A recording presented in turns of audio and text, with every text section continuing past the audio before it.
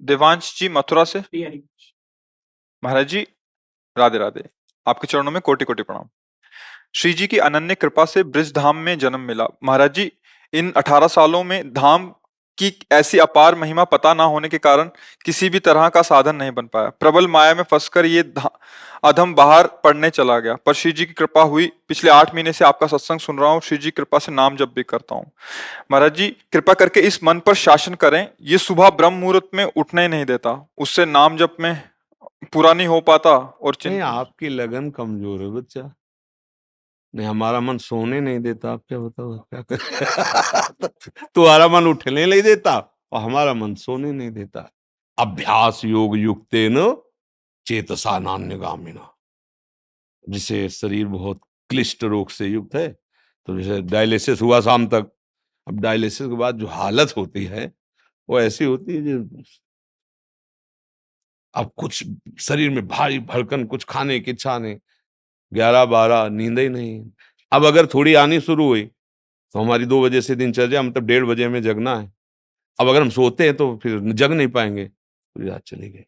1:30 बजे उठे, आसन में बैठे, पानी गर्म हुआ मिला, और 2 बजे शौच स्नान के लिए बाथरूम, दिनचर्या किया। 2:45 बजे तो यहाँ आ जाते हैं। क्या हुआ? हमने नींद लेने का बहुत अभ्यास किया, तो नाक नहीं खुल रही, और नींद पर बचपन से उस पर शासन हुआ, तो वो हमसे कहती राधे राधे। अब उससे कोई परेशानी, थोड़ा तो शरीर है ना प्राकृतिक, पर अब ऐसी परेशानी नहीं होती कि सत्संग छूट गया, भजन छूट गया, अब तो हम विक्षिप्त, ऐसा नहीं होता। तो ऐसे ही आप अभ्यास कीजिए। आजकल तो सुविधा है, अलार्म, अलार्म लगा लीजिए तो आपको जगा देगा, आप जग गए। आप दिनचर्या करिए, कुछ दिन बाद बिना अलार्म के जग जाएंगे। अपने लोगों की ऐसी दिनचर्या थी पूर्व में कि मतलब अगर आप घड़ी से देखो तो 5 मिनट का अंतर है, तो हम नहीं कह सकते कि ऊपर नीचे, ठीक राइट टाइम अपने आप आंख खुलेगी अपने आप। अब बचपन से अभ्यास रहा है ना, ठीक 2 बजे हमारी दिनचर्या, ये आज की नहीं है, ये 20 वर्ष की है। जब मान लो सत्संग ये सब नहीं चलता था, तो सुबह स्नान करके 2 बजे वृंदावन की परिक्रमा, सूर्योदय होते होते मंगला होकर फिर गुरु जी की सेवा में, ऐसा। तो हम अभ्यास कमजोर कर रहे हैं। अब किसी किसमें आशीर्वाद की जरूरत क्या, अभ्यास कीजिए। आप शाम के जब रात्रि में सोए ना, भगवत चिंतन करते हुए, और आप टाइम अपने माइंड पे स्थापित कीजिए, मुझे 4 बजे जगना ही है, तो 4 बजे आपकी घंटी बज जाएगी दिमाग की। फिर आप करवट लेके सो जाए, वो आपकी बात अलग है। अगर आप सच्चे सच्चा संकल्प करेंगे तो आप देखना जग जाएंगे, क्योंकि अंदर ही भगवान बैठे हुए हैं। चेतना है, अच्छा 4 बजे, और आप 1 साल अभ्यास कर लीजिए 4 बजे, फिर इसके बाद आपको 4 बजे के बाद नींद ही नहीं आएगी, आपको नींद खुल जाएगी। अभ्यास योग युक्त है ना, ये नींद है, भोजन है। अब जैसे भोजन है, रोज आप आधा कवल बढ़ाते चले जाइए, धीरे धीरे डाइट बहुत अच्छी बढ़ती चली जाएगी, और आप घटाते जाइए, तो 1 रोटी 2 रोटी में आपका काम चलने लगेगा। 2 रोटी दाल, थोड़ा सा संयम नियम से चलो, बहुत अल्प आहार करने लगोगे, स्वस्थ शरीर रहेगा। और आप आहार बढ़ाते चलो, तो ऐसे लोग भी देखें कि ज्यादा शरीर में वजन नहीं है, पर उतना भोजन उठा जाते हैं। हाँ, रोटी ऐसे ही इतनी, मतलब गिन के नहीं, बीता से ना, हमने देखा है, देखा है, मतलब वैसे। और कोई ऐसी खास शरीर में बल कि भाई बहुत कुंतलों उठा लेते हैं, ऐसा नहीं। अभ्यास, तो भोजन का अभ्यास, भोग का अभ्यास, नींद का अभ्यास। गलत कर लिया तो गलत, अच्छा कर लिया तो अच्छा। अब जैसे संयम, ब्रह्मचर्य, वर्षों, स्वप्न दोष भी नहीं होगा। आपने आदत बिगाड़ ली तो अब ना करो तो भी आपका ब्रह्मचर्य नहीं रहेगा। अभ्यास, हम गलत अभ्यास कर रहे हैं तो हम परिणाम में दुखी होंगे, परिणाम में हम नीचे गिरेंगे। अच्छी अभ्यास करें। उचित नींद, अब जैसे बालक को 6 घंटा आपको सोना ही है, 24 घंटे में 6 घंटे आपकी नींद के लिए पर्याप्त है। साधक के लिए 4 घंटे, बहुत शिथिल तो 5 घंटे, अच्छे साधक के लिए 3 घंटे। 3 घंटे में 24 घंटे की खुराक बिल्कुल फिट हो जाएगी इंद्रियों में। अब जो 12-12 घंटे सोते हैं उनको क्या बताएं। अब कुछ ऐसे कि खाए पिए सोए, अगर दिन भर ना बोलो तो सोते ही रहे। अभ्यास है, आप सोने का अभ्यास कर लो तो उसका अभ्यास हो जाएगा। अभ्यास है बच्चा, अभ्यास ठीक कर लो तो आपकी दिनचर्या ठीक हो जाएगी। ऐसा महाराज जी, इसी विषय को और एक तो प्रश्न आते हैं कि जो रात को लेट नौकरी से आते हैं, फिर महाराज जी वो सुबह थोड़ा सा लेट उठ सकते हैं महाराज जी? कै बजे तक रात में? जैसे रात को 11-12 बज गए नौकरी से और खाने पीने में, फिर सुबह जी मेरी 2 बजे तक ड्यूटी रहती थी बार, अच्छा। मैं 12 बजे से 2 बजे रात को नाइट शिफ्ट हो गई तो महाराज जी हाँ इनके लिए तो अलग विधान हो गया महाराज जी, ये हाँ मतलब ब्रह्म मुहूर्त में उठे बच्चे। हाँ। अब जैसे रात्रि में ड्यूटी करते हो तो 6 घंटे तो सोना ही पड़ेगा, क्योंकि शरीर जो श्रम युक्त है। तो अब उसको फिर दिन में तो छुट्टी होती होगी, मतलब उसको समय तो ऐसा थोड़ी होता हो कि साधारण दिनचर्या वाली ड्यूटी में फिर जाना, ऐसा तो नहीं होता होगा। रात वाली ड्यूटी के लिए मतलब दिन वाला तो फुर्सत होगी, होता होगा ऐसा। अब हम तो कभी की नहीं तो हमें पता ना राइट नाइट और ना दिन की, रात दिन की ड्यूटी एक ही रही है।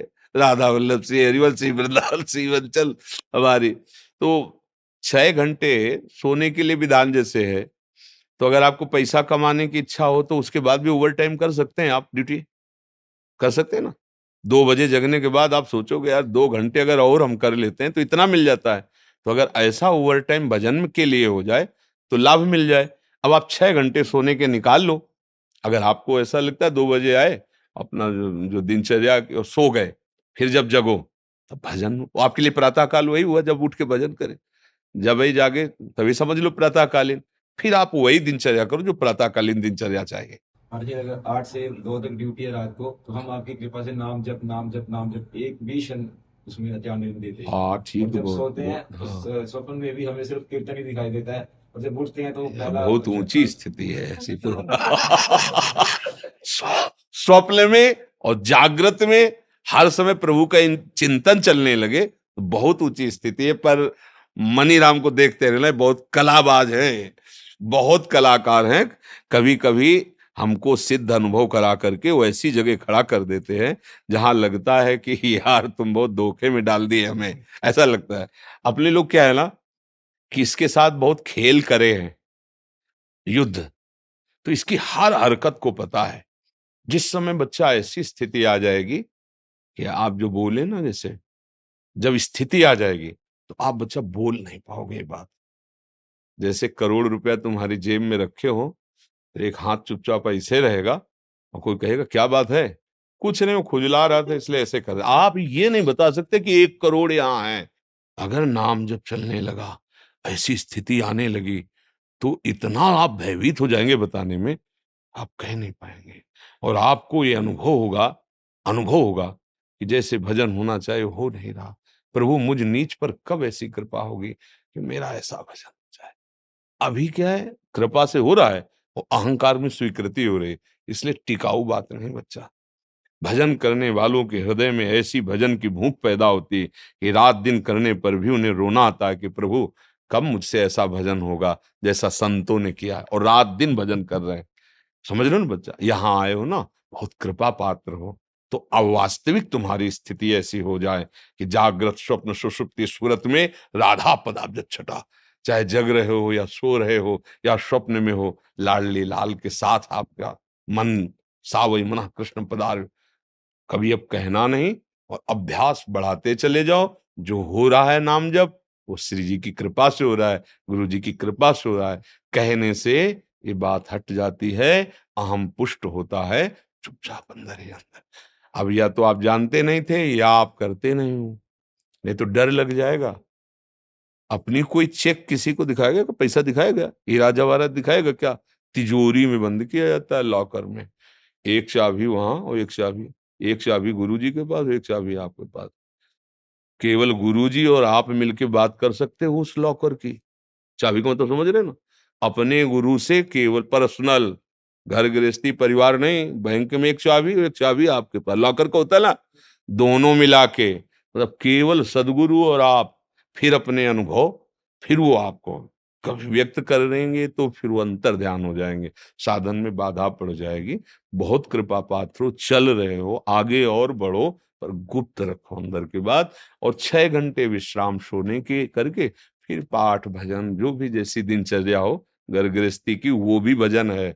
जैसे अपने लोग कभी कभी कड़वी बोल देते हैं ना, खिलाफत की बात। ये थोड़ा, एक आता है सुदर्शन चूर्ण, सुदर्शन चूर्ण है, बहुत कड़वा होता है, पर वो बुखार को जड़ से नष्ट करता है। तो अब सचिव वैद गुरु तीन जो, प्री बोले भयास, राज धर्म तन तीन कर होई बेगही नाश। अगर सदगुरु मुझ पर ही बातें करने लगे तो बिगड़ जाएगा मामला। वैद्य अगर मरीज के अधीन हो गया तो कभी नहीं ठीक होगा। राजा को अगर मंत्री मुंह छुपरे मिल गए सलाह देने वाले तो राज्य नष्ट हो जाता है। इसलिए जैसे अपने लोग हैं ना, तो आप हमारे मित्र हैं, आप हमारे बच्चे हैं, आप हमारी आत्मा हैं। जैसे भी भाव से, व्यवहारिक भाव से भी, परमार्थिक भाव से आपको वास्तविक मार्ग मिल जाए, आप वास्तविक सुख में पहुंचे। इसलिए हो सकता है कि कभी आपके प्रतिकूल कठोर वचन, ए नाटक कर रहे हो, आप सच्चे चल रहे हो, आप सोचोगे मैं तो जप रहा हूं, फिर महाराज जी डांट क्यों रहे हैं, नाटक। जो आपका अहम जाल बिछाना चाहता है, खत्म कर, है कुछ नहीं, मैं बड़ा भजनानंदी, चुप बैठ, खत्म। अब वो सुरक्षित हो गया, जो था माल वो पूरा सुरक्षित हो गया, कोई नहीं लूट सकता। अब अगर आप प्रतिकूल सोच गए, मतलब यार बाबा से हमने प्रार्थना की, बाबा ने हमें दबका दिया, भजन तो करते ही हो कुछ, दूसरे को तो माला पहना देंगे, जो मैं भजन करता हूं मुझको दबका दिया। ये तभी कहा दुर्गमो, संतों का समागम बड़ा दुर्गम है। जब देखा जाता है ना, जैसे मान लो एक आदमी बिल्कुल गंदे आचरण करता है और उसने कहा कि आज से मैं गंदा आचरण छोड़ता हूं, बस ये है कि हम 10 मिनट नाम जपेंगे राधा राधा, शाबाश, बारे बहादुर, हम्म, चिंता मत कर, हमारा साथ है, 10 मिनट जब। अब आप 6 घंटा जप रहे हैं, अच्छे आचरण कर रहे हैं, अब आपसे हम नजर टेढ़ी करके बात करेंगे तो आपको लगेगा यार वो शराब भी पीता था, मांस भी खाता, आज बात करो, 10 मिनट की शाबाश बोल दी, और 6 घंटे जब करते फिर भी हमारे, क्योंकि अभी 24 घंटे पूरे कराने हैं आपसे, फिर पूरा जीवन आपका भगवत स्वरूप बनाना है। जैसे लड़का कोई नया है ना, और बस स्कूल में और ऐसे गोली खींचे, ऐसे डंडा बना दे, तो टीचर क्या कहता है, वाह शाबाश शाबाश बहुत अच्छा। और अगर साल भर उतने ही करता रहे तो छड़ी लेके वही गोली डंडा वही, आगे बढ़, का खा गा घा अंगा, अभी तो ज्ञा तक पहुंचला है। ऐसे जब संत समागम में कभी उनका कड़ुआ वचन, उनकी डांट लगे, तो अंदर से सोचना चाहिए भगवान हम पर बड़े कृपालु हैं, हमारी रक्षा कर रहे हैं, वो हमें अपना मानते हैं। डांट किसको लगाई जाती है, जिसे प्यार किया जाता है।